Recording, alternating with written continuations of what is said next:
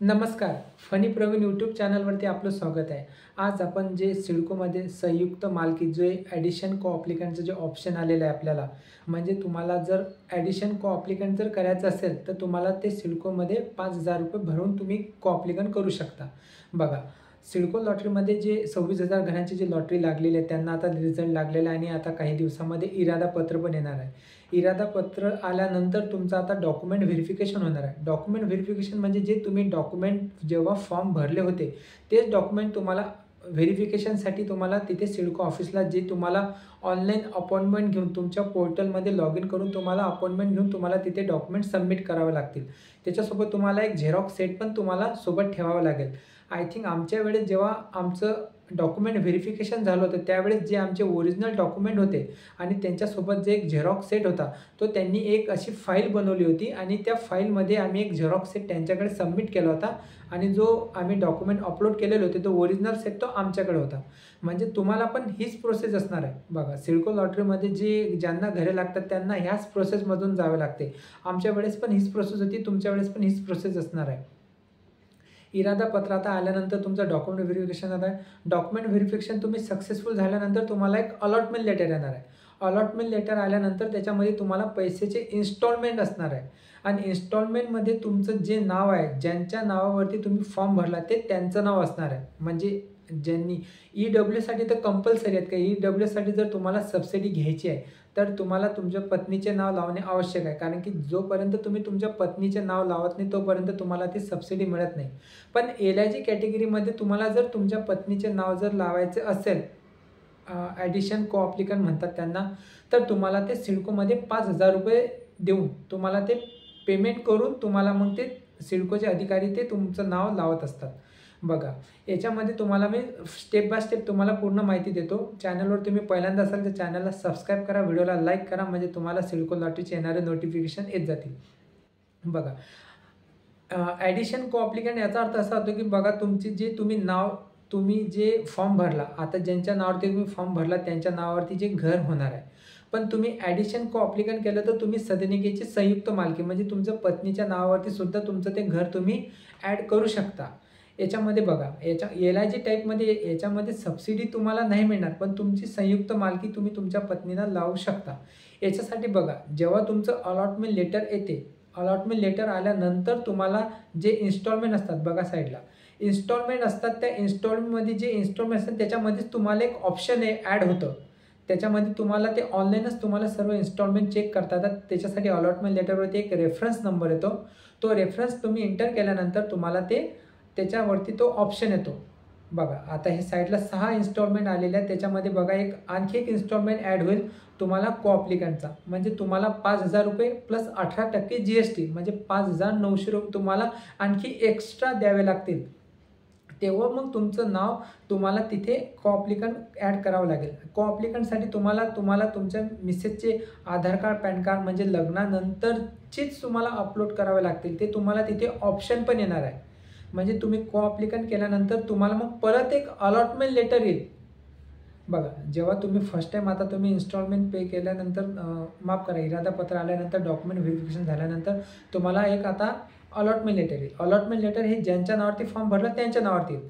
त्याच्यानंतर तुम्ही ॲडिशन को-ॲप्लिकंट केलं तर तुम्हाला आणखी दुसरं अलॉटमेंट लेटर येईल. त्याच्यामध्ये तुमचं आणि तुमच्या पत्नीचं नाव असेल. याला को-ॲप्लिकंट म्हणतात. त्याच्यासाठी ते ₹5,000 शुल्क त्यांनी त्यांच्या PDFमध्ये सांगण्यात आलेलं आहे. बघा, खाली हे तुम्हाला दिसत आहे की इथे तुम्हाला ₹5,000 देऊन को-ॲप्लिकंट करावे लागतात. त्यानंतर मग तुमचं नाव को-ॲप्लिकंट त्याच्यामध्ये ॲड होते. त्याच्यामध्ये मग तुमची त्या प्रॉपर्टीला संयुक्त मालकी म्हणून तुम्ही ते ग्राह्य धरल्या जातात.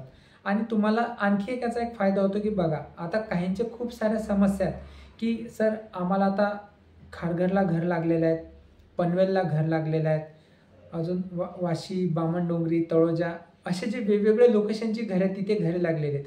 पण काहींना आता काय बघा, एक फॉर एक्झाम्पल सांगतो मी तुम्हाला.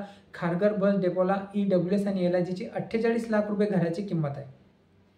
आता 48 लाख रुपये हे काहींकडे कॅश नसतात, पण काहींकडे 10 लाख रुपये कॅश असतात. आता 48मधून 10 लाख गेले म्हणजे राहिले तुमचे 38 लाख. 38 लाखमध्ये तुम्ही EWSमध्ये असेल तर ₹75,000 डिपॉझिट केलेले आहे, LIG असेल तर ₹1.5 लाख डिपॉझिट केलेले आहे. याच्यामधून ते मायनस होतील.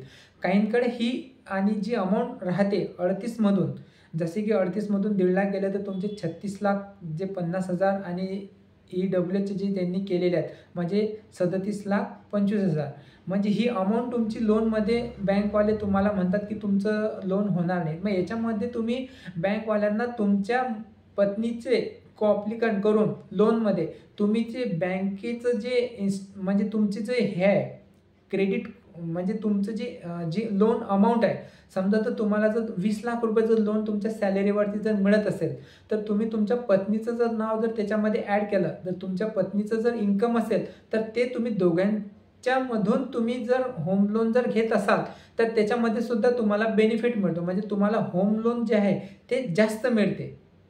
म्हणजे मला सांगायचं तात्पर्य असंच की जर समजा काही कंडिशनमध्ये जर तुमचं घराचं होम लोन जर होत नसेल, जर तुमच्या मिसेस जर जॉब करत असणार किंवा करत असतील तर तुम्ही त्यांच्या सॅलरी स्लिप, ITR जे काय असेल इन्कम प्रूफ जर तुम्ही दोघांचं जोडून जर जॉईंट होम लोन जर घेतलं तर याच्यामध्ये तुम्हाला तुमचं होम लोन पण सँक्शन होईल आणि तुमचे इन्स्टॉलमेंट पण तुम्ही व्यवस्थित पे करसाल आणि तुमचं जे घराचं जे हप्ते आहेत ते पण व्यवस्थित पार पडल्या जातील.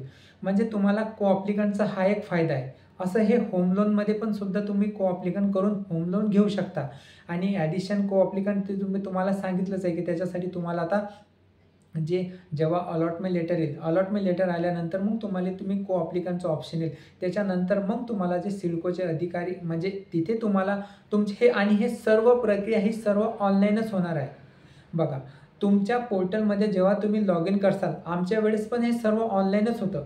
म्हणजे बघा आम्ही जेव्हा आमच्याकडे सिडको निवारा केंद्र ही साईड होती, म्हणजे सिडको निवारा याच्यावरती आम्ही ID पासवर्ड टाकून जसं तुम्ही आता फॉर्म जिथून भरला तिथून तसं आता तुमची जी आहे सिडको होम साईडवरती तुम्हाला लॉग इन करून तुम्हाला आता इरादापत्र तुमच्या जे पोर्टलवरती तुम्ही लॉग इन करसाल त्याच्या आतमध्येच येणार आहे. प्रत्येकांच्या आतमध्येच येणार आहे, वेगळं कुठे येणार नाही. जसे आता ही फायनल मेरिट लिस्ट जे तुमचा रिझल्ट लागला हा बाहेर आलेला पोर्टलच्या, तसं हे तुमचं इरादापत्र, त्याच्यानंतर तुमचं डॉक्युमेंट व्हेरिफिकेशनसाठी तुम्हाला अपॉइंटमेंट कशी घ्यायची, त्यानंतर तुम्हाला अपॉइंटमेंट घेतल्यानंतर तुमचं जे अलॉटमेंट लेटर ते पण तुमच्या पोर्टलच्या आतमध्येच येणार आहे. म्हणजे तुम्हाला इथून जी सर्व प्रक्रिया ही तुम्हाला तुमच्या मोबाईल नंबर जो रजिस्टर केल्यानंतर जो तुम्ही कॅप्चा फिलअप केल्यानंतर OTP आल्यानंतर जेव्हा तुम्ही रजिस्ट्रेशन करसाल त्या पोर्टलवरती तेथेच ही सर्व माहिती तुम्हाला इथे म्हणजे अवेलेबल होणार आहे. त्यामुळे तुम्हाला कुठे जी माहिती वेळोवेळी तुम्हाला जशी माहिती स्टेप बाय स्टेप तुम्ही पुढे जाणार तसे तुम्ही तुमचं पोर्टलला चेक करत जा.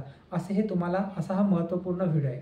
व्हिडिओ तुम्हाला आवडला असेल तर व्हिडिओला लाईक करा, चॅनलला सबस्क्राईब करा, म्हणजे येणाऱ्या लॉटरीचे नवीन नोटिफिकेशन तुम्हाला येत जातील. व्हिडिओ वॉच केल्याबद्दल धन्यवाद. थँक्यू.